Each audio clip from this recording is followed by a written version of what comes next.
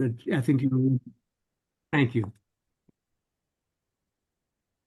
Hi, everyone, and welcome to the 2025 reading of the New England Poetry Club contests. We have our four single poem contests and our chapbook contest this year to present, and we're going to hear from the winners of those contests as well as the finalists. My name is David Miller. I'm the programming chair for the New England Poetry Club. Um, I'm here with Doug Holder, who is well, he's the clerk on the board, but he's also the wizard really behind all of our Zoom sessions and made this all possible. So I'm very grateful to Doug for doing that. Um, we're going to have a lot of great work this afternoon, I know. Um, uh, as you know, we are being recorded. I think everyone is muted, which is great. Probably a good idea to stay muted if you can, just because as you probably know, even with the best of intentions, someone can be in like the next room over and be calling out to someone, and then it gets immortalized forever. um, so what we're going to do is this reading will be in two parts. The second part will begin at well, Eastern time 2:30, so approximately 90 minutes from now. The first part is not going to last 90 minutes. I'm not entirely sure how long it is going to last, um, but we'll take a break. We will stay online. The session will stay open. There'll be a little bit of a slide that says we're having an intermission. We'll be back at 2:30, so no one has to log out and back on again. If you're staying through, and it'd be great if you can, just mute your camera, mute your microphone, go take a break, and we'll be back. We'll be back later on. So that's how that will work. What we're going to do is we're going to mix um, winners and finalists for the longer poems, um, including the chapbook selections, and the shorter poems, so that we'll get a kind of a variety in pacing. The online anthology, let me go find that. Here it is. I'm going to go give you the URL for this. I'll put it in the chat. The online anthology on our website is almost complete, not quite. It's not quite complete. But I'll put it here and I'll repeat it later on.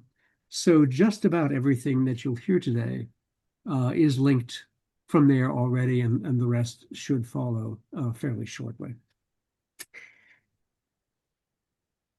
Pardon me for pausing for a moment, because the first person that was scheduled to read is not here yet.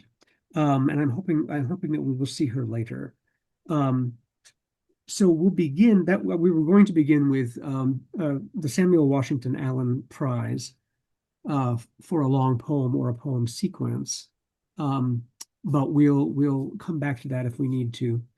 In fact, since I know that poem, I might just read it to you myself later on, because I would like you to hear it, but we'll see if that poet comes in. So instead, we'll begin with the Amy Lowell Prize. The Amy Lowell Prize is for an outstanding poem of any length or style by a poet with strong ties to New England. The prize recognizes one of the New England Poetry Club's most famous charter members, Amy Lowell. The the judge for this year for the prize was Laura Rodley. We thank her very much. So we'll begin then with Kiran Kapoor, who was one of the finalists, whose poem was one of the finalists for this prize, and she will read her poem, Cancer Casita, and I will highlight Kiran. Just a moment. Okay, Kiran. Thank you. Thanks, David, and thank you to the New England Poetry Club and all the judges who were involved in this process. I'm really honored to be among the winner and the finalists today. I'm going to read, as David said, a poem called Cancer Casita. As some of you will probably know, a casita is an ancient form originating in Arab poetry, but then moving across the Islamic world in all directions. It's sometimes considered a kind of ode, a species of ode. But in its older forms, it also sometimes has elements of a travel poem. So it's a caravan of a poem that stops at different oases on a journey of some kind. It's usually in three sections, as this one is. I know it best from its examples in Urdu poetry, where it's also sometimes pressed into political service. Often qasidas are odes to kings or rulers. I'm thinking of Ghalib's particularly very famous qasida to Queen Victoria. And so in those moments, the praise, the sort of genuine human impulse to praise is kind of pressing up against other forms of power, political power that sometimes can't be negotiated around in the way that you might want. So this Casita was thinking about that tension between sort of genuine impulses to praise and also forces that you might not wish to be engaged with, but have no choice about. Cancer Casita. 1. Praise to the paper gown, vinyl table sprayed down, still sticky when I sit. Praise, oh nurse in purple shoes, kindest finger on my bruise, asking questions to ensure I'm me and no one else. I'm me. I'm me. On every floor, in every room, where I repeat name, date of birth. And she checks off a corresponding doom and doom's activities, which I praise. 2. Praise 3 members of the high school jazz quartet, studiously tuning in the lobby. And the man waiting for his wife, counting almonds into a baggie. And the man counting lengths of sterile plastic tubing. Praise the doctor who looks so caring, and the doctor behind her, the carousel of wheelchairs in the hallway. Praise them. I've been a different me since the biopsy needle became the compass needle, since the doctor told me I'm lucky not to be dying any faster. Oh, praise the abyss those words split open under me. Praise it. I've learned the shape of the abyss in which I hear the music of cancer and faster, in which I'm gently sent home to water the dahlias, to let my nerveless fingers trace 2 new freckles, praise them, on my son's face. 3. Oh, praise the music. Praise tomorrow's sorrow and not sorrow. Praise the mind narrowed with knowledge. Praise the spells I've made and borrowed.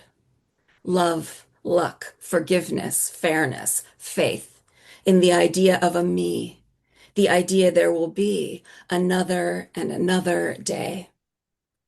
There's a cold disc pressed to my chest, a colder needle in my vein, a mother making lists as if it can change everything. Praise the spell a list creates. Praise the spell of the IV drip, the pills, and the pills that help you tolerate the pills. Praise the gloved hands that clean up what you can't keep down. Praise all the sweating, heaving, freezing, nauseated ones, closing their eyes against this frame. All the ones who came and sang this song before me. All the ones still waiting and waiting and waiting. In my marrow, I can feel the woman silently crying in the curtained cubicle beside me. The man upstairs putting on a brave face for his son. The family playing cards in reception. The duet laughing somewhere down the hall. I can offer them nothing but praise on the way to the paradise where we'll meet. Thanks.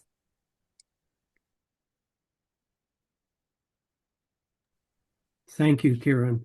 And besides our gestures and reactions, at the very end of this half, before we go on to the next part, before our intermission, rather, I'll ask us all to unmute and applaud audibly. But there's a lot of good reactions happening right now, which is wonderful. Thank you, Kieran. Our next poet is Stephanie Angelini, who will be reading her poem Nighttime in the Neonatal. And I'll highlight you, Stephanie. Spotlight you. There you go.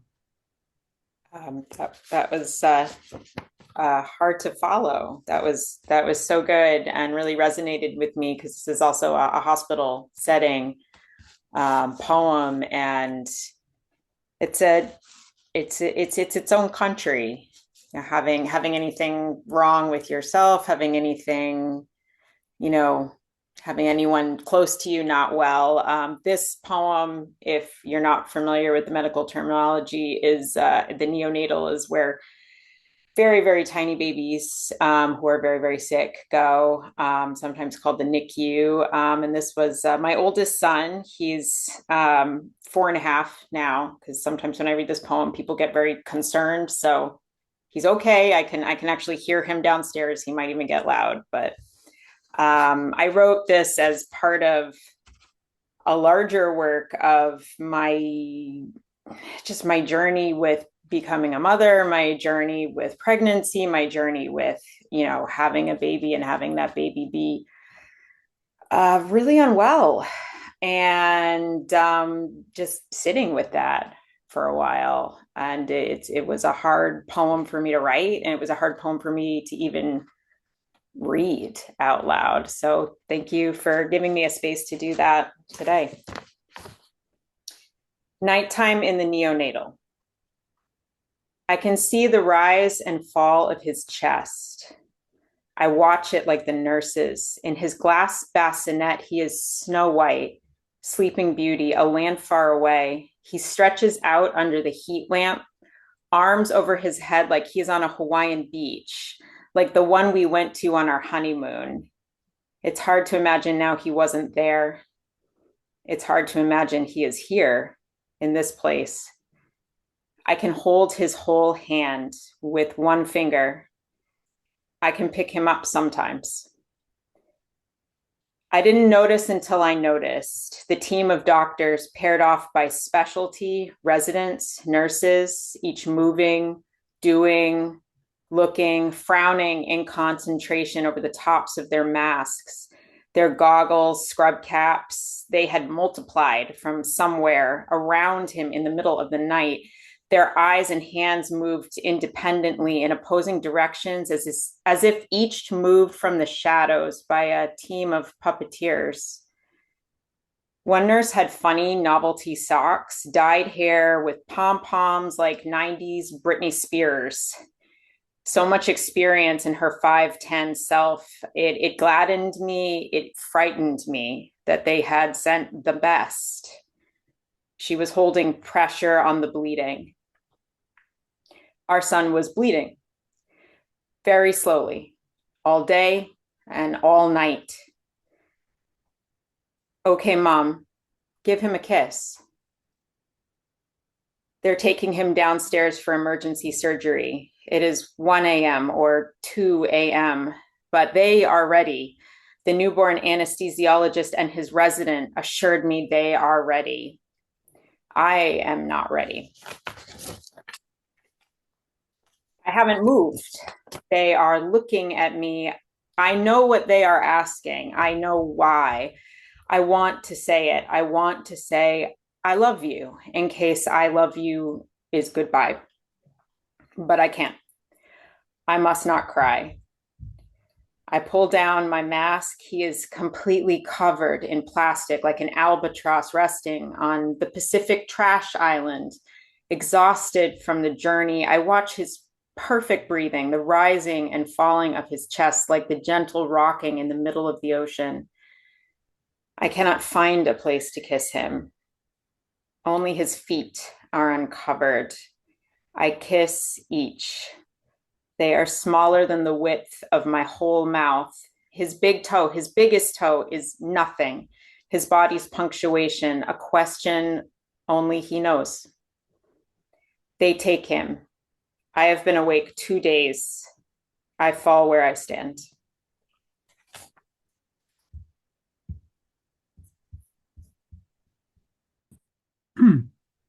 Astounding, Stephanie. Thank you. Thank you very much for that. Well, next we have our first entry, the Samuel Washington Allen Prize, the finalist. I'll say a little bit more about that then. The Samuel Washington Allen Prize is for a long poem or poem sequence. This prize honors the legacy of the African-American poet, translator, professor, and former New England Poetry Club leader, Samuel Washington Allen, who also published as Paul Veazey. The Samuel Washington Allen Prize winners and, of course, finalists were selected by Jennifer Garfield. And so I'm going to go find, there she is. There's Mary Christine D'Elia to read her finalist poem, and let me spotlight you. Why I Chose Bernadette. But let me get you spotlit. There you are. Thank you. And I apologize for being late. For some reason, I thought we were doing this at 11, but whatever. And my last name is pronounced Delay, which you were not the first person to mispronounce. So I will jump right in. Why I Chose Bernadette. I chose Bernadette because I saw Jennifer Jones in The Song of Bernadette on TV.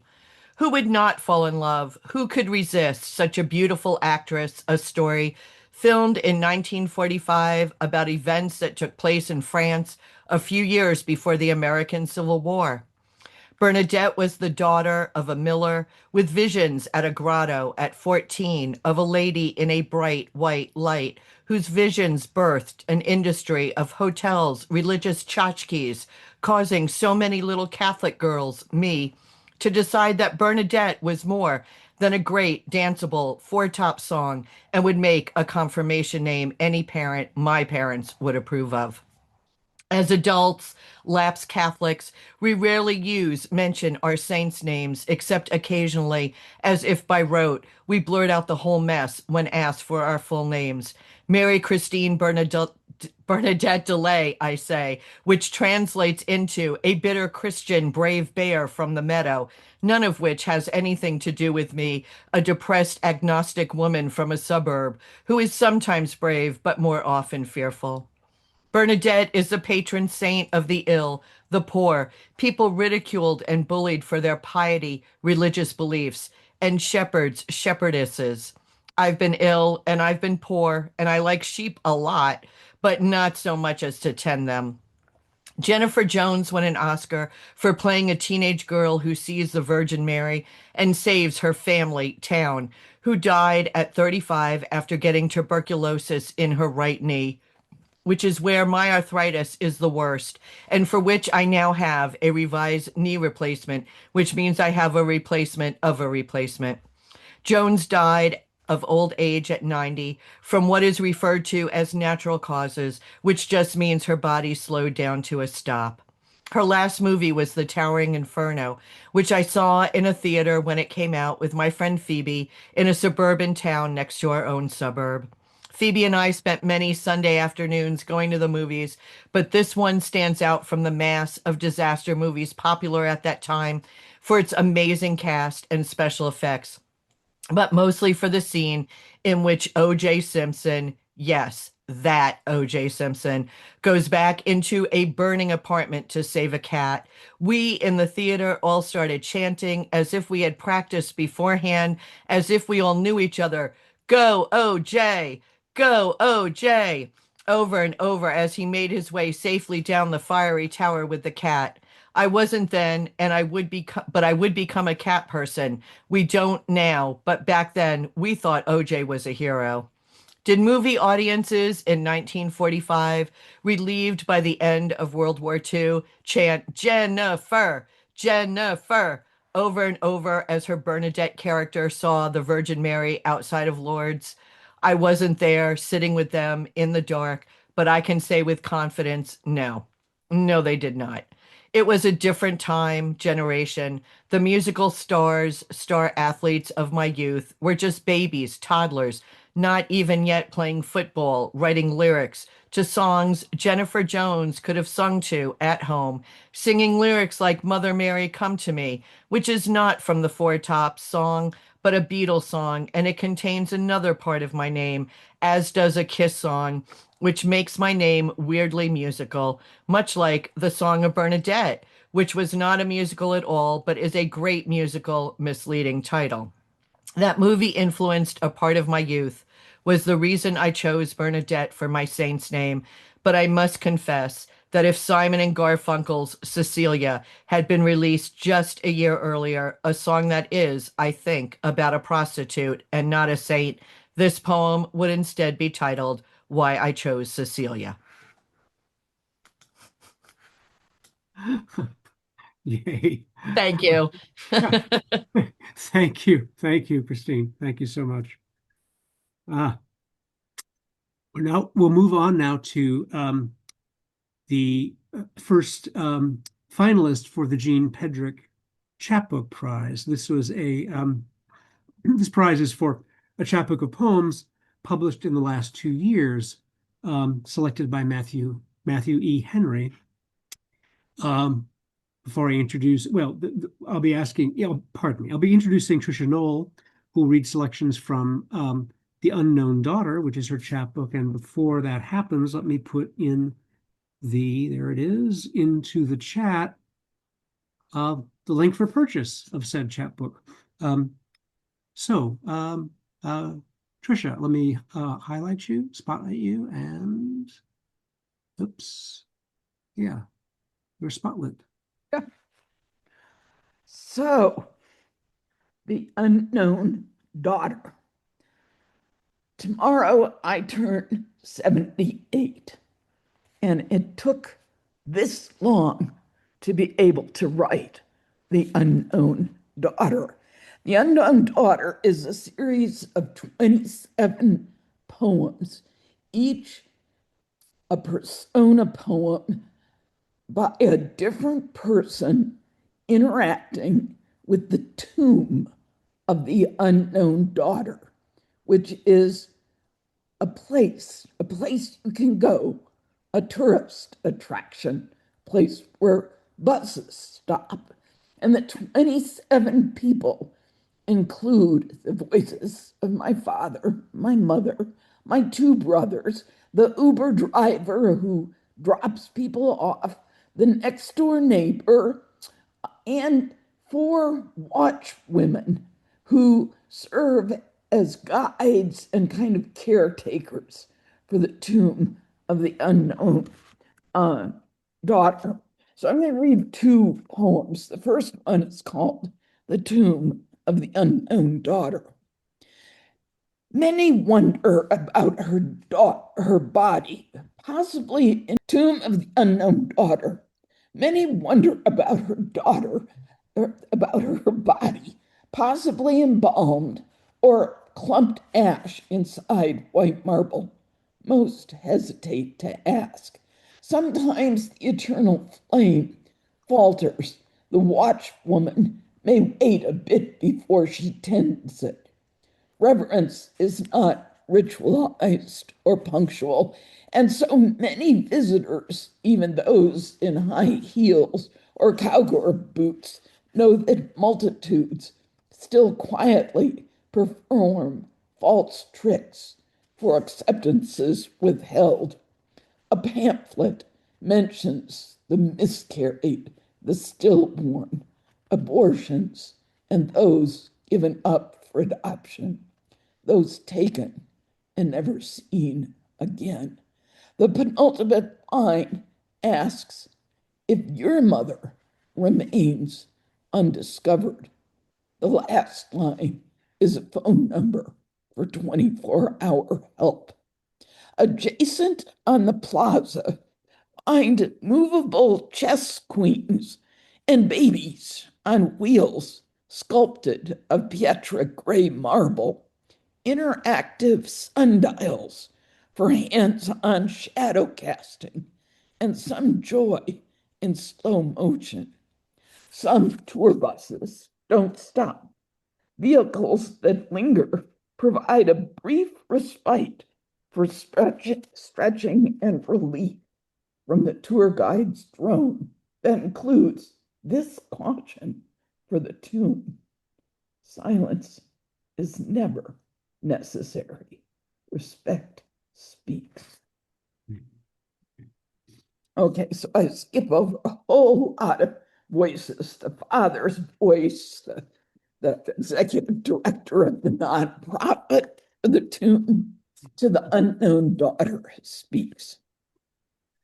Unknown need not mean love withdrawn. You can love a tree and not be able to name its species. When it falls ill, you may need to identify it if it isn't too late. People say unknown as if meant as a kindness. I was invisible, perceived by birth parents as an accumulation of cells, enlivened with nerves and redolent with survival urges. They liked who they thought I was well enough. But when I learned the word nuance, I saw how lips pursed when I tried to chip away the veneer smothering me.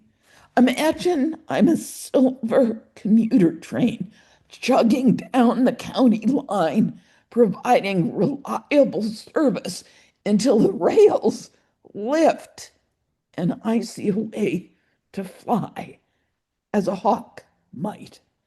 My nature was not to linger. I hover near here out of curiosity. Watch woman number 1 calls herself Grace and sings when days go slow with the sun directly overhead, as if she is singing to me. Visitors defend themselves, emitting slights they never acknowledge. Once a man I might have loved cried. I heard him say, sorry, impossible, birthday. A woman in a fur coat draped her coat over my tomb. She blamed her mother for haunting her. Grace gave the pelt to a shelter. My favorite guests are children who grab the chalk to draw rainbows or orange daisies with 8 petals and impossibly long stems. May they imagine sisters before it rains. Hover what I know of heaven. Thank you. And thank you to the people of the New England Poetry Club. Thank you. Thank you very much, Tricia. That was wonderful. Well, next turn, it's really the fact that Zoom has like upgraded all the kinds of reactions that you can do really actually really livens up the entire screen here. Almost makes up for the fact that we're not literally applauding audibly, but we'll do that later on. Oh, and by the way, lots of comments coming in the chat. At least for the poets, I will, before we exit the entire day, I'll save the chat and send it back out to you so you can see that. Next, we're turning to the Diana der Hovnessian Prize for a translation from any language. This prize is named in honor of poet and translator Diana der Hovnessian, who led the New England Poetry Club with vision and energy for decades. The winner of the prize was selected by Kim Coveney, who is here. And we're really very happy and very lucky to have Maria Titorenko from Ukraine, whose poem, The Parable of the Hands, was translated by Yulia Musakovska, both of whom are here from Ukraine. So I am thinking, if it's okay, shall we hear it first in Ukrainian and then in English, if you agree to that? Let me find, let me find Maria. because I want to, oh, there she is. There's Maria. So I'll highlight her first, and then I will highlight Yulia. So here we are. David, may we ask you to do it vice versa? Of course, whatever you'd prefer. Absolutely. We'll do the English first. Yes. Let me spotlight Yulia then. Okay. Thank you, David, and to the New England Poetry Club. It's amazing to be here and receive this recognition. I'm thrilled and immensely honored. And this recognition is not only important to me personally and professionally, but also to our literary community in Ukraine. Recognizing a Ukrainian poem means recognizing Ukrainian culture, a culture that has been hidden, suppressed, and destroyed for centuries, and is now again endangered by the war, and yet it remains powerful and lives on. Recognizing this particular poem also means acknowledging the human cost of the war that Russia as an aggressor brought to Ukraine, the grief and strength of women, friends and colleagues, women who have endured the loss of their loved ones, poet Hanna Osadko, whose husband Alexander, himself a writer, died on the battlefield, poet Svetlana Povalyeva, whose two sons, Roman and Vasil Ratushnis, were killed in combat, and so many more. And this recognition also honors those who have been defending not only Ukraine, but the very idea of freedom and the concept of democracy. And I'm grateful to my dear friend, poet Maria Titarenko, for writing this poem that truly struck me and made me want to render it in English despite all the linguistic challenges, with all its idioms involving hands. And I'm also thankful to the contest judge, Kim Coveney, for selecting my work.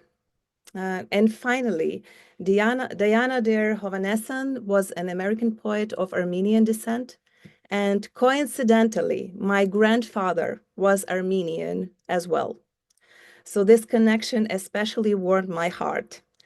And if it's possible, technically, I'd like to pass the floor to Maria now to read the poem in Ukrainian. Yes, certainly. I'll spotlight you again, and we'll begin with Maria then. Thank you. All right, Maria.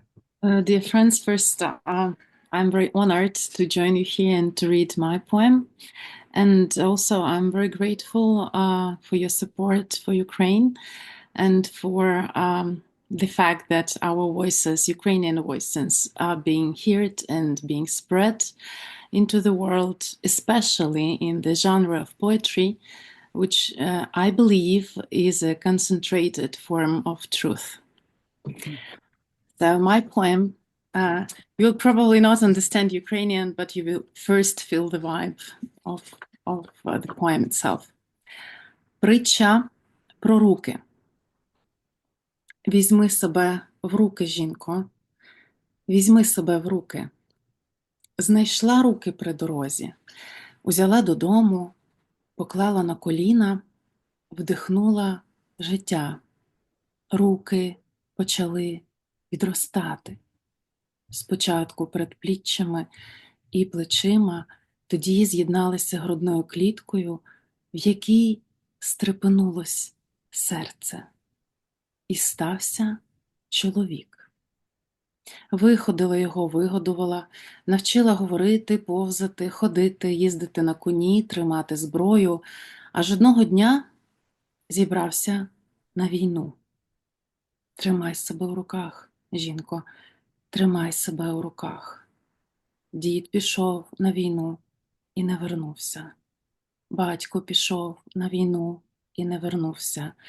Чоловік пішов на війну і не вернувся. Брат пішов на війну і не вернувся. Старший син пішов на війну і не вернувся. Середній син пішов на війну і не вернувся. Молодший син пішов на війну і не вернувся. Не опускай рук, жінко, не опускай рук. Руки йдуть на війну і не вертаються. Ноги ідуть, голови, спини, підборіддя. Рук на всіх не вистачить. Ніг на всіх не вистачить. Голів, спин, підборідь. Жінка благословляє на прощання як діда, як батька, як чоловіка, як брата, як усіх своїх 3 синів, а тоді бере себе міцно з рук і випускає. Thank you, Maria. And now I'll spotlight Julia. Let me find you again, Julia. There you are. Okay.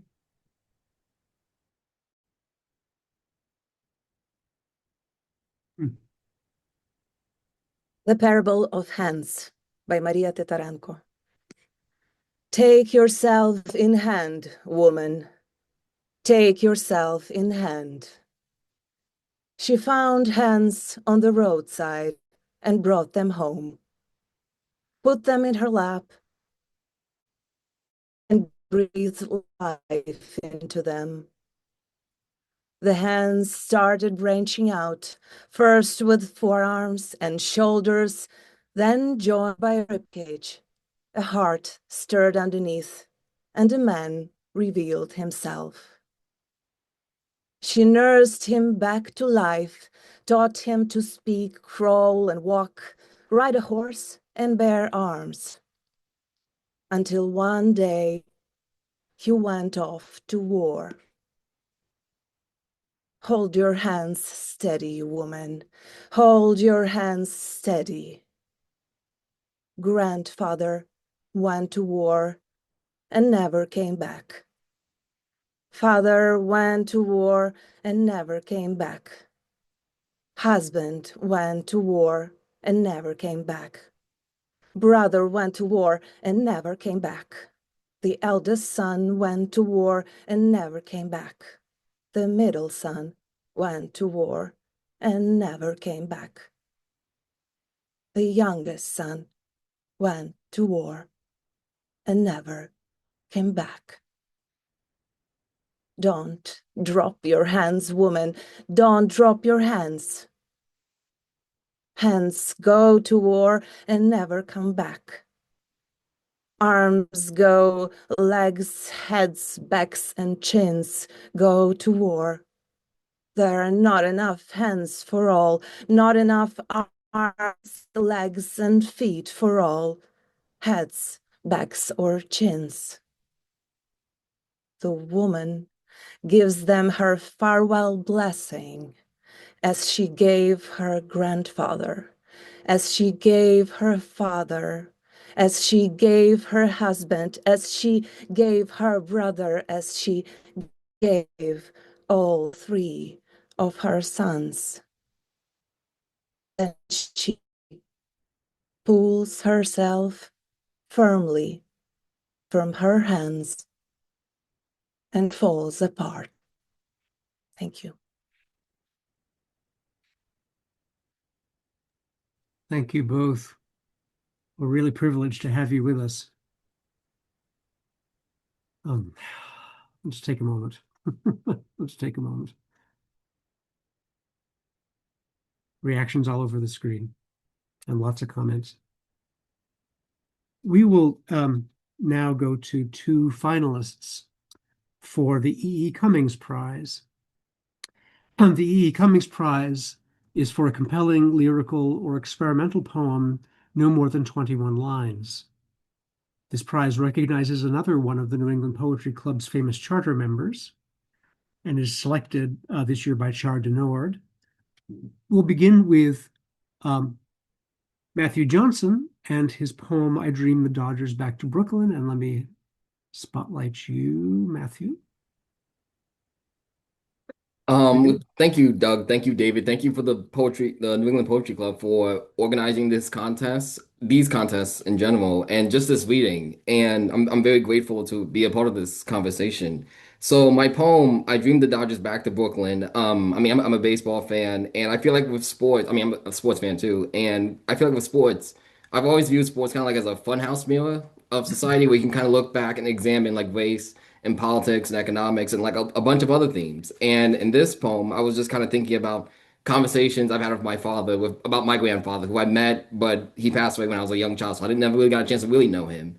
So I was just kind of thinking about that, and also just like the Brooklyn Dodgers, the teams of Jackie Robinson, and being the team for a lot of African Americans, including my grandfather, a lot of my great uncles. So this is, excuse me, I dreamed the Dodgers back to Brooklyn. I dreamed the Dodgers back to Brooklyn. I want the Dodgers back in Brooklyn, real Brooklyn, with pigeon coop rooftops and stickball kids who cuss in 5 languages before lunch. I want Jackie back, stealing home like it's owed to him, as if America is just a constant curveball and you got no choice but to go for it. I want Jackie juking gravity. I want a hot dog in each hand and a halo of ketchup around my mouth. I want Ebbets Field, not a memory, but brick and echoes and peanuts cracked by hand, and bleachers packed like rush hour trains, filled with old ladies heckling like prophets. I want to believe in losing again, the kind a Yankees fan could never understand, the kind where you have scraped the knee and have often been told no over and over again. I want to sit in the bleachers with my grandfather and have him fall in love all over again. Thank you. Yay. Thank you, Matthew. Thanks very much. Well, I'm going to spotlight myself here for a moment because we're going to move on to the next E.E. Cummings poem, and I'm going to do my best to make the best of some terrible snafu. The poem that is the next Cummings finalist is by Brian Marshall, who's here with us but is having a hard time actually connecting. And his poem is titled Not Next, Now Next. Brian is coming to us from Wales also. That's not the snafu. The snafu is that somehow or other, the version of the poem that was posted to the anthology is wrong. We'll correct it. In the meantime, he sent me a file, an image file, which I'm going to do my best to read. His handwriting is good. It's handwritten because he's actually having a hard time connecting with audio. He's not able to read it himself. So, Brian, if I get a couple of words wrong, please forgive me. But I do want people to hear this poem by Brian Marshall. Not next, now, next. Like a bird flown, wing snap, into a window, dazed, my angel sits in plastic accident and emergency hands in toga flow lap. One holds a burnished, tarnished halo, the other a can of Coke and sips and waits, not next, not next, not next, now next.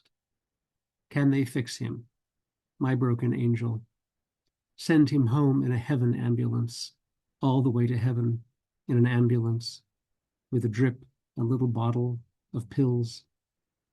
Broken angel wing, his flight still true, but now with heavenward wing limp twist. Heavenward still, still, all the way to heaven. Thank you, Brian. Hope I didn't get too many words wrong. Yeah. We will conclude. Yeah, I love it too.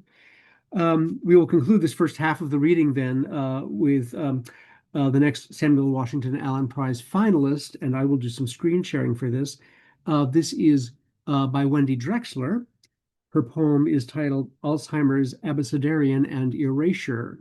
Now, let me do the screen share because there'll be a couple of other pieces in the second half that have screen sharing as well, because they have a very strong visual concentration, visual element. as you'll see here. I think you can see that now. I believe you can. Let me see if I can highlight Wendy. Also, if I can spotlight Wendy while I'm doing the screen share here. Oh, there she is.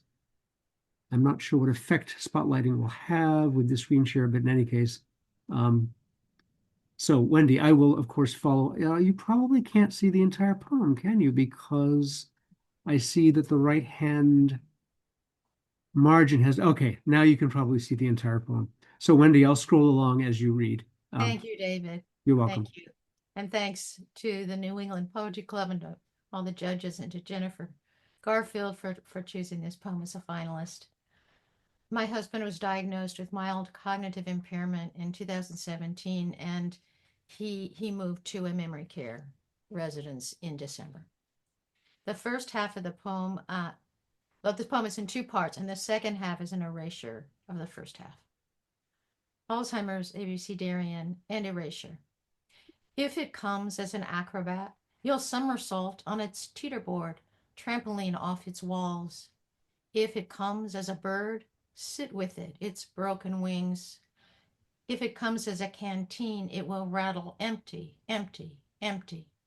If it comes as a dog, wag its tail and pat its head in a soothing voice. Try not to yell. If it comes as an elephant, it will be the only elephant in the room. If it comes as a fault line, walk around it on eggshells. If it comes greedily, it will take everything, leave you a pauper. If it comes as a horse, turn its neck gently with the reins, lead it back to the barn. If it comes as ice, remember that ice can burn even as it melts. If it comes as a junkie, keep it from cracking its head on thunder. If it comes as a kangaroo, you'll go everywhere in its pocket. You'll be its Joey. If it comes as laughter, it will have the last laugh. If it comes as a mother, it will be a motherfucker. If it comes as a nudist, you will see its bones. If it comes as a once, it will overcome you with overtakelessness, that which cannot be overtaken. If it comes as a prairie, it will take miles to cross. Look for sweetgrass to nibble along the way. If it comes quietly, creeping in like little cat's feet, coating your branches with the bare necessities, it will knock so softly you won't hear it for years. If it comes as a rifle, it will shoot BBs. The quiet way raindrops fall on a lake and disappear, becoming part of the lake, inseparable from what makes a lake a lake. If it comes as a stadium, you'll fill it with tears. If it comes as a tiger, you are its prey, so much of you to gnaw and gnaw away. It will come unannounced, unbridled, uncircumcised, undeniably unearned, unforgivably, ungraciously, unhindered, uninvited, unjustly, unkindly, and unlovingly, unmapped, unnervingly, unobtrusively at first, unpacified, unquenchably unraveling, unsigned, untiringly, unurged, unvaccinated and unwashed, un-X-rayed, unyieldingly unzipped under everything, splintering every highway, road map, landing strip, waiting room, work zone, night work, exercise, extreme caution. It will come as vapor hovering, shrouding at first only as a mist mingling with days of bright sun you'd barely notice, like the frame of a painting slightly off kilter. It will come as waves you will bob in its current for years, drifting into deeper water until you too are treading just to stay afloat, riptide trying to drag you both out. No, it comes as wind, stripping the notes from the score, the steps from the dance, the seed from the shell, the glue from the seal, the north from the south, the bees from the hive, the sheets from the bed, the pink from the dawn, the east from the west from all the rest. It comes as a Xerox copy with its own irreplaceable toner running out, the copies getting fainter and fainter, ghostly impressions on a nearly blank page. It comes as yeast, rising and rising, filling the whole bowl.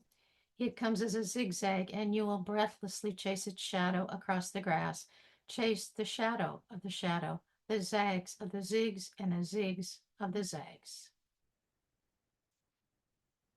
It comes, it comes, it comes, it comes, it comes, it comes, it comes, it comes, it comes, it comes. It comes, it comes, it comes, it comes, it comes, it comes, it comes, it comes, it comes, it comes for you, unzips night for years to drag you blank and breathlessly chasing shadows. Thank you. Thank you, Wendy. That's remarkable. We're about to come to our break, and I'll just mention that one person that we're unfortunately not going to be hearing from today is another Pedrick Prize finalist, Dev Murphy, with her chapbook, I'm Not a Baby. She mentioned that this weekend she's visiting friends in an area where there's basically no connectivity, which of course in its own way sounds wonderful, but it means that she couldn't participate with us today. So if you want, why don't we all unmute and applaud, audibly? I will repost the couple of URLs that I posted already for the first half of the program, namely there we go. Maybe, yeah, there we go. So how long is the break? I will tell you that in just a sec, as soon as I do this little post here. It's about half an hour, but let me tell you. So here's the links for both the anthology once again and Tricia Knoll's book, The Unknown Daughter. Yes, we will. It is now 2 minutes to the hour by my computer here. We will resume at 1:30. So again, if you're intending to stay through, and I hope you will, feel free to, do stay connected. Feel free to mute your camera, mute your mic. I'm going to put up a little slide that says we're on break so that anybody who comes in doesn't wonder what's going on. But thanks once again to all the poets for the first half of the program. And we're very much looking forward to the second half. It's been, yeah, there's the sound. There we go. It's been spectacular. Yeah.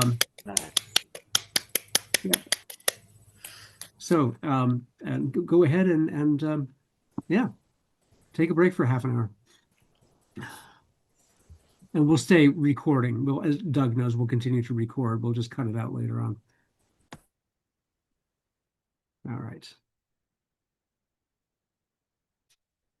There we go.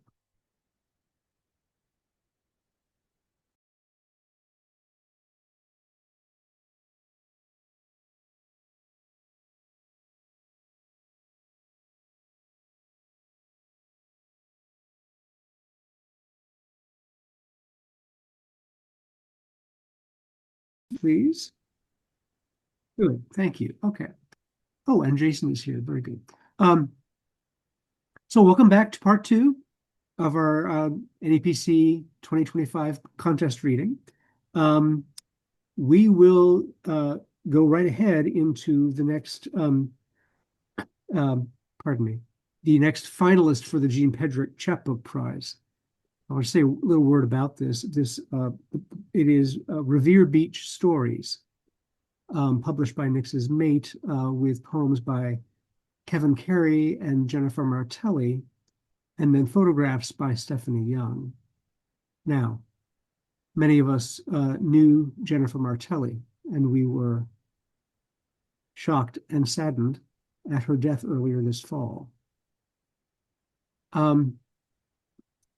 However, one thing that happened in the meantime is that Nix's Mate created a video of Jennifer reading one of the poems from the chapbook with photographs by Stephanie Young. So what I'll do, first of all, and just so I don't forget to do this, I'm going to put the purchase link again in the chat. Yes. Oh, come now. Sorry, folks, I'm going to have to go copy the purchase link out of my document again. Okay. There's the purchase link in the chat. Okay. And now I will share that video. And then after that, Kevin will read one of his poems.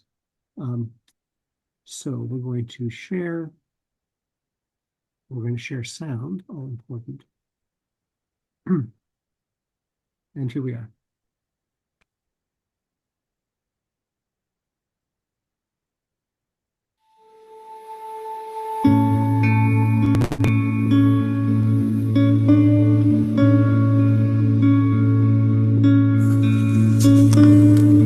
As a crow flies. On my car's navigational system, North Shore Road is a straight yellow line between the blue of Revere Beach and the Pines River, where a woman once walked into and drowned herself after shooting her husband at home. And I thought, what willpower to drown oneself, to keep going farther in and under. I am technically on Route 1, which would take me right down to Key West if I kept going for days, as a crow flies. Airplanes lower above me towards Logan, landing so low, people here need shatterproof windows to muffle the sound and to keep the pains whole.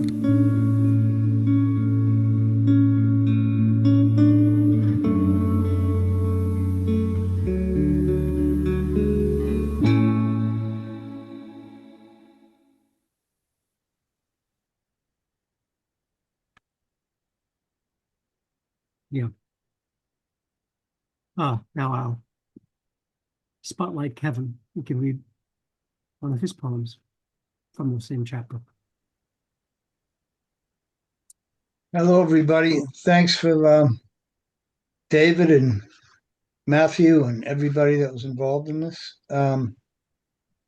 This book has taken on a special significance in the wake of Jen's passing. I guess about a month and a half ago, and it's always strange to hear her voice, strange and wonderful. But so thank you for sharing that. Stephanie Young came to me after she'd taken a bunch of photographs of Revere Beach, and Jennifer and I both grew up in Revere. So when we got tasked with trying to put some poems to these photographs, it was kind of an easy ask. And we had written a lot about Revere over the years. So some of these were new and some of them were found. And but I had many jobs on that beach over the years, and this is a poem about one of them. It's called Always. I was a function room bartender weekends on the beach in the 80s. Always the same scene. Young men in ties reaching for the flying garter belt. A band with a singer who had sideburns and a ruffled shirt. The best man sneaking back from the boys' room wiping powder off his nose. The sweet, square old ladies shaking it to the hully-gully, the puffy hair, the tall neck bottles of beer, the pink gin fizzes, and one happy red-faced uncle setting up the bar again. Give 'em all one. And always there was one wild guy doing a split in the middle of the dance floor, spilling his drink and bumping into everyone around him. And always I'd see him at the end of the night, his shirt tail out, sweat stained, smoking a cigarette, the bride and the groom long gone, the band packed up on the highway home, the house lights bright. He'd be talking to a bridesmaid or somebody's sister about a job he lost, or about how he missed his kids, but that he was going to see them soon. And always this guy would wander over while I was wiping bottles or counting the cash drawer. He'd smile and ask me if I had one on ice, which I always did. And he'd lay a 10 down on the bar and salute, like I'd handed him a secret only the two of us knew. Thank you. Thank you, Kevin. All right. We will next turn to the E. Cummings Prize finalist, Julia H. Fonte, who will read her poem, A Pea Deprived a Princess of Sleep. And there you are, Julia. Thank you, David. And thank you for all that you've done. Thank you to the New England Poetry Club. I find these contests fun. There's such a variety of them, and I'm honored to be with all of you today. Thank you to Char Denord for selecting this poem. And this poem is after Hans Christian Andersen's The Princess and the Pea, 1835. This poem came to me very suddenly last January, and it surprised me because I had already written a poem about the passing of my mother, and I really didn't feel I had a need for another poem like that. But it had another idea, and here we are. A pea deprived a princess of sleep. Another rolled around in my mind like a marble lost within a maze, its knocking keeping me awake after my mother said, "Don't worry. They say it's tiny, the size of a pea."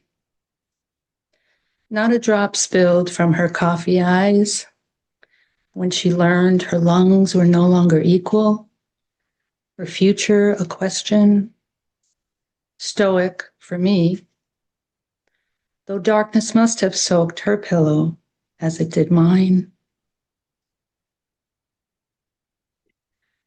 Brow relaxed, her eyes shined with gratitude for the oncologist who kept his promise. No pain. And still the pea pursued my slumberless hours until a star slipped from the back blackest night into a chamber of my heart. Thank you.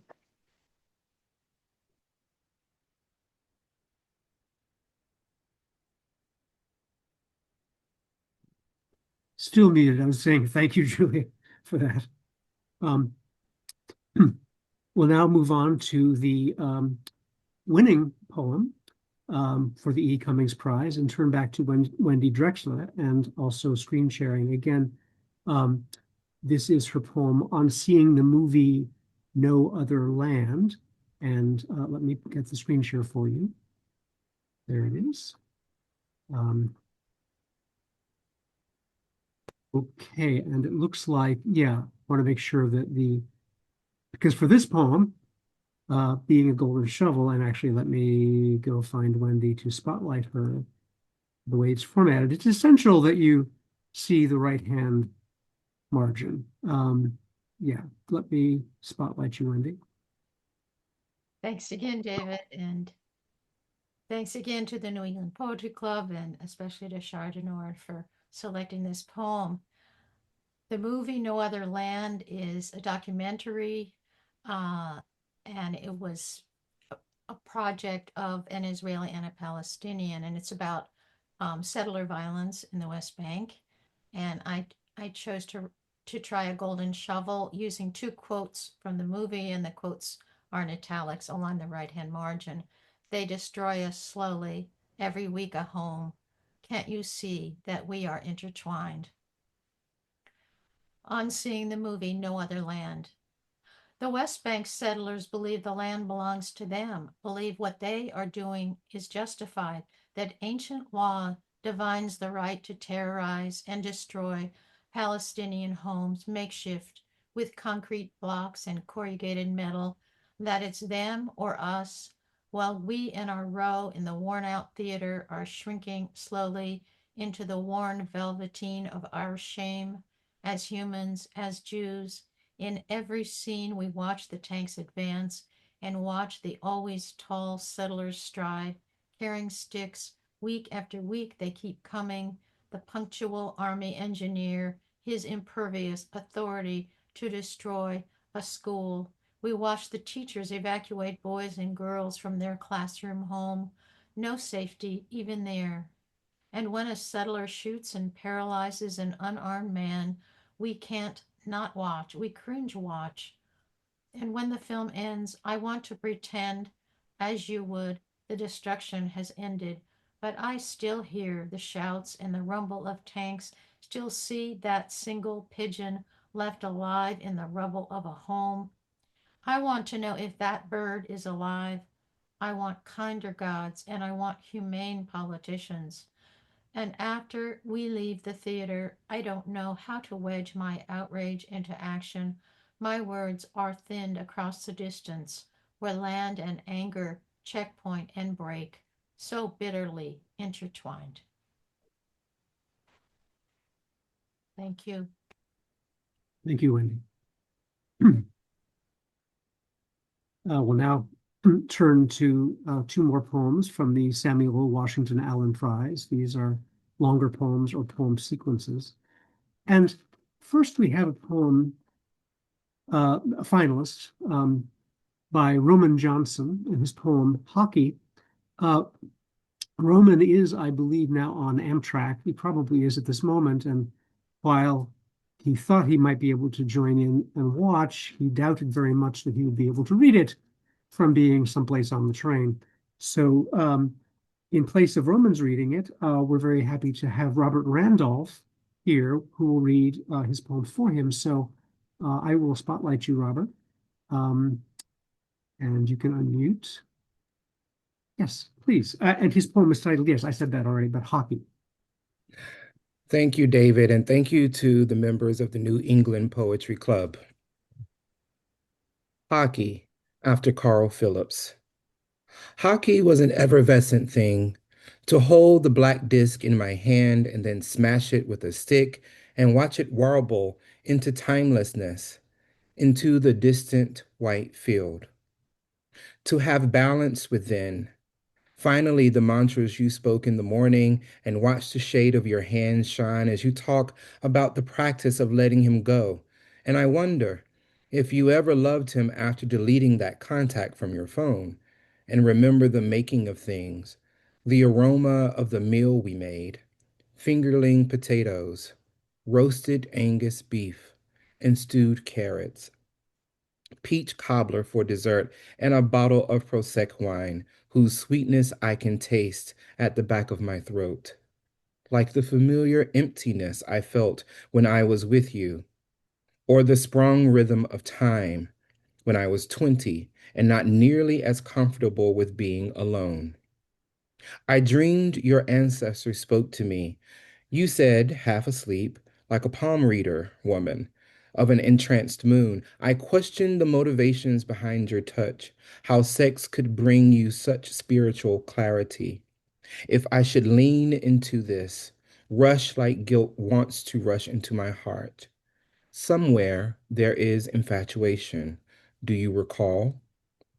Too many moments pretending like I didn't see the blinding silver light again when I opened my eyes, blocking the sound of what things are.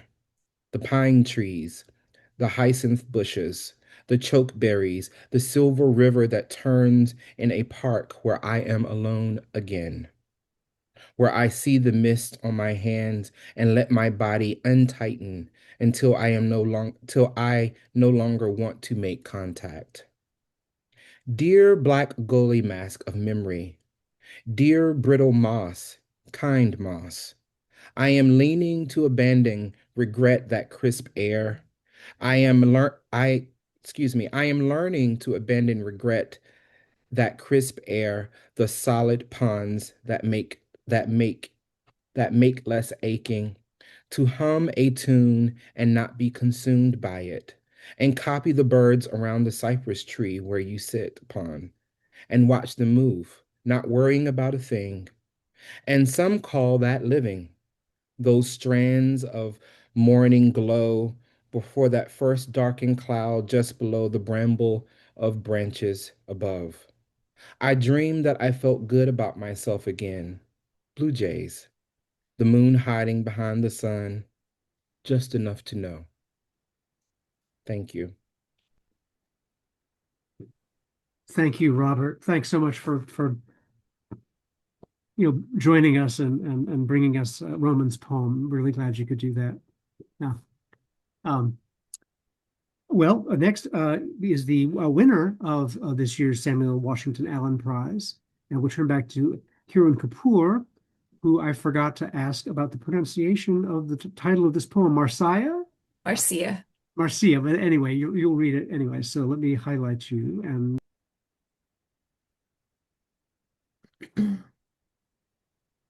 Thanks again, David, and everyone at the New England Poetry Club, and all of you for sticking through even after lunch and break.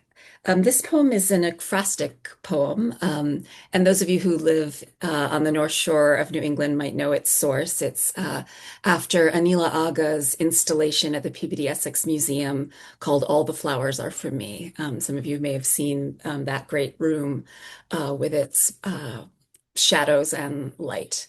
For those of you who haven't seen it, you can Google as I'm reading if you want to see, but there's lots of description of it in the poem as well. And the title Marcia is a particular word for a kind of elegy, a religious elegy or lamentation. It's a very long poem, so I'm only going to read the first half or so. It's in little box-like sections on the page. Marcia. After Anila Aga's All the Flowers Are For Me. 1. A metal box casts shadows, casts you into the vast beyond. We pressed a button, turned it on. The machine drew in the box of you for cremation. 2. Memory. You preparing sharbat in a tall, thin glass. Green chas, green heat, your white starched collar wilted. It doesn't taste the way you remember. I insist it's delicious, as many times as I dare. 3.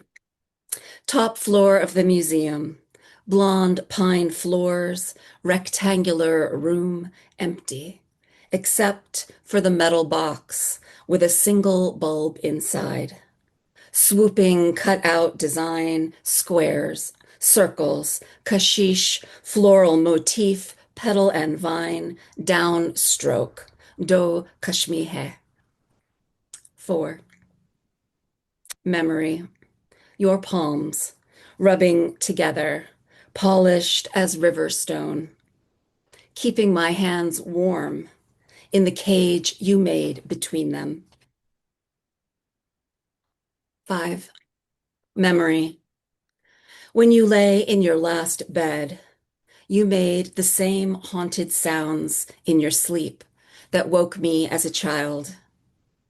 It seemed impossible that images of trains, the street on fire, shouting mouths and stains, faces you would never see again, were casting shadows on the wall of your sleeping brain after 80 blurred years, that now I could comfort the child you were.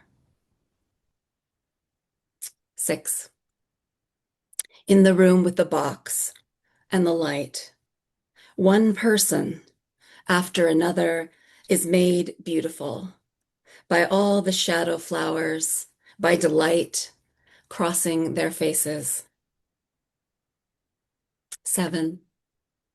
How simple is it to make a space holy, a bed and a chair beside it, a metal box and a source of light. 8. Memory. Dilwara Red Fort, Humayun's tomb. Every earring hanging from a loved aunt's ear, every dupatta's embroidery, every garden we roamed together, laughing, doves roosting in dry fountains. 9. The past, the present, which is the light bulb, which the metal box, feathering shadows across my face. 10. Suffering. It is briefly unbearable. Then all logistics. Roll the body this way, then that. Wash the sheet. Remake the bed with the body still in it. Some angels, some angles, some materials make it easier. 11. The carved shapes make what would otherwise be harsh, light exquisite. I've seen the sun burn white over all the birches. 12. Marcia, elegy, box, installed for softening the unbearable sun. 13. What should I do now without you? What should I do? Without you, without you, what now?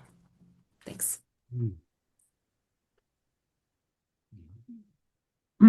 Thank you, Kieran. Give that a moment too. Our next two poems are from the Amy Lowell Prize. And we'll begin with Brenna Manuel reading her poem Bog in June, and I will spotlight you. There you are. Thank you. This is a short poem I wrote while driving in my car. Bog in June. I turned and slowed below two doves on a wire, holding tight with invisible rings to each other. Filmy, shallow water, swallowed leaning grass below. I stopped my car, absorbed the touch, violins and cellos thrusting through the hazy bog in June. I rolled down the windows on both sides, drowned in stream from bullfrogs' bulging throats. I made a note to pass by again, to hear the symphony with my son tomorrow at 6:10 p.m. precisely. Thank you. Thank you, Brian. And now we have, and I believe he is here, Jason O'Toole. Here, yeah. Wahoo. Okay, Jason, great. It was a little unclear, but here you are. The winner, this year's winner of the Amy Lowell Prize. And I will again spotlight his poem, Astro Pastoral, the Second Pentacle of the Sun. Here's Jason. Welcome to my poem. I'm at Wolfbird's Roost Country Club. It's a little noisy, so hopefully I can be heard. This is a poem, Astro Pastoral, Second Pentacle of the Sun, and the title was used with permission of Douglas Crace, who of course has a famous poem called Astro Pastoral. I asked him for permission, of course, to get that. Consciousness is the nature of nature. You struck up a rapport with the praying mantis, which let you transport it around your garden. The morning after you died, it came to look for you, found me instead weeping under the sun. You're not in your body. You must be somewhere. Why not here among us living things you loved? The plants you grew from seeds, the rabbits keeping one eye on me as they chew the grass, the squirrels that watch your cat on the other side of the sliding door as they devour rose hips, the petals already fallen. You must be somewhere. When I asked if you'd like to travel to Venus or Mars, you said, no, Dad, I like it down here on my little green earth. Thank you. Thank you, Jason. I know there was some doubt about whether or not you'd actually find a private space where you are for reading, and I'm really glad you could do that. We will conclude with the winner of the Jean Pedrick Chapbook Prize. This is Therese Gleason's book, Hemicrania. And let me, first of all, get a link to her website where you can find out how to get the book. And then we will do, wait a minute, chat. And paste in the, here we go. My copy link function is not, there we go. Copy hyperlink. All right, let's try it again. I'll paste it in at the end. I will do that before we conclude. Also, we need to do a screen share. As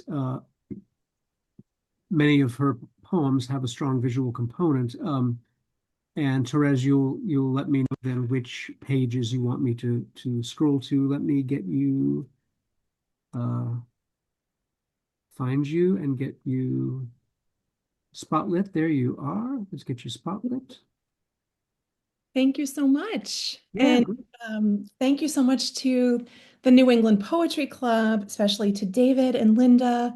I also want to thank Matthew E. Henry, the judge for this competition, for selecting my collection. I'm very honored to share company with the other finalists. And I also wanted to thank Chestnut Review for publishing my collection.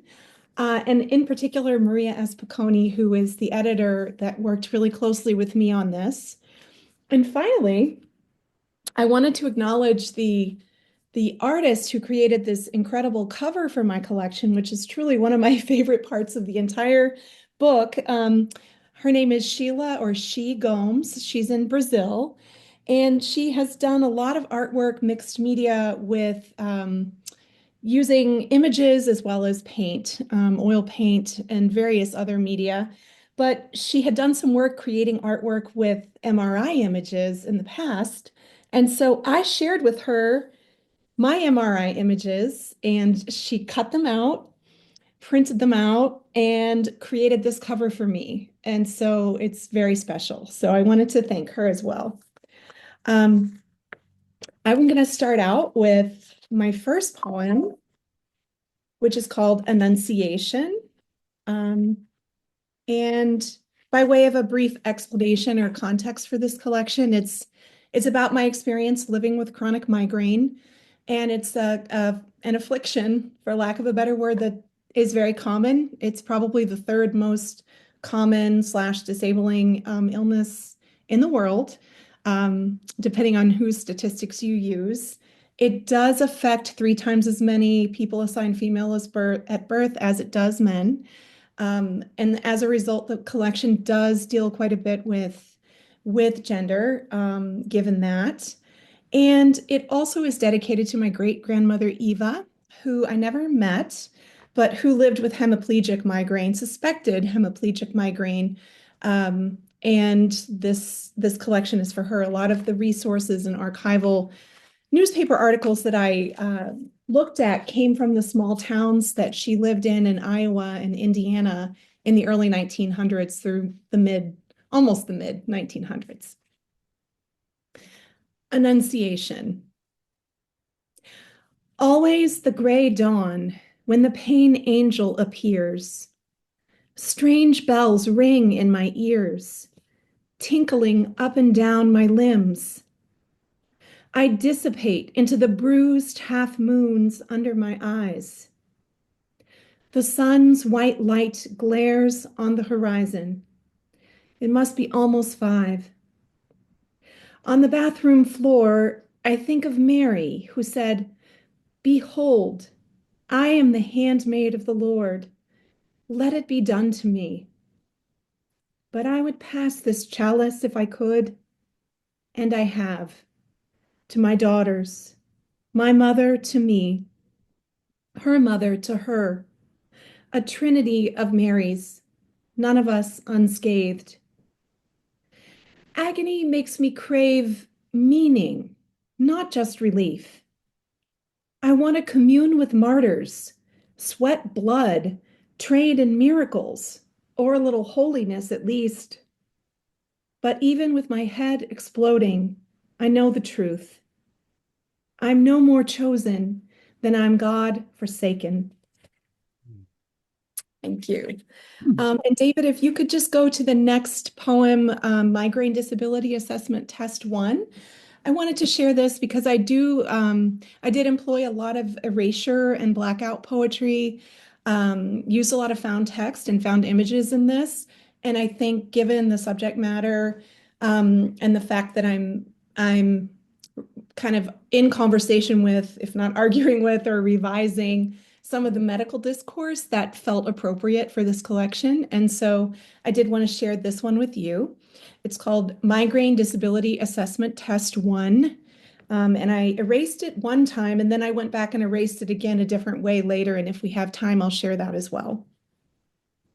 The epigraph is from Hildegard of Bingen, a saint, and she was purported to have migraine with aura based on the illustrations that she put in her many different treatises that she wrote. And I'm constantly fettered by sickness, and often in the grip of pain so intense that it threatens to kill me. Hildegard of Bingen, circa 1175, Common Era. Migraine disability test. And this is, I believe it's AstraZeneca, I'm not sure. Measure the impact headaches have on your life. Inform care. Deter pain and disability. Find treatment. About all the headaches you have had, your health. Many days you miss work or school because of headache. Many days productivity reduced because of headache.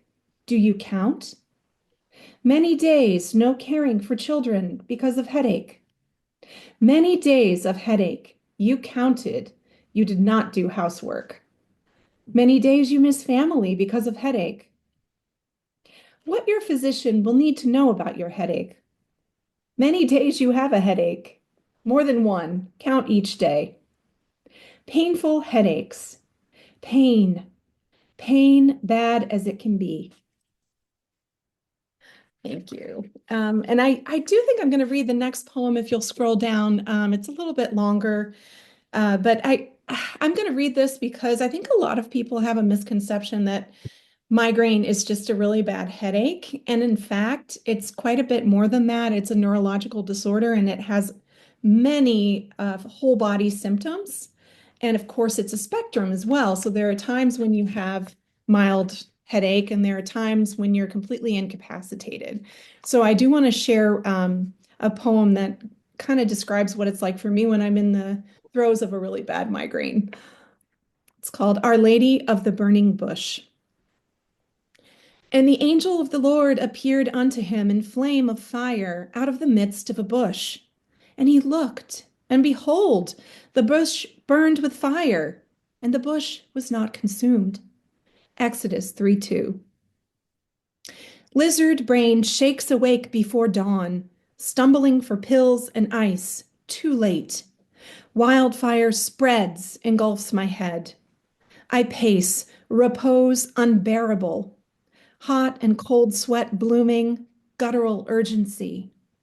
On my knees, I retch so hard I piss myself, expelling salt, bile, snot. Teeth clattering, spittle dangles from my chin.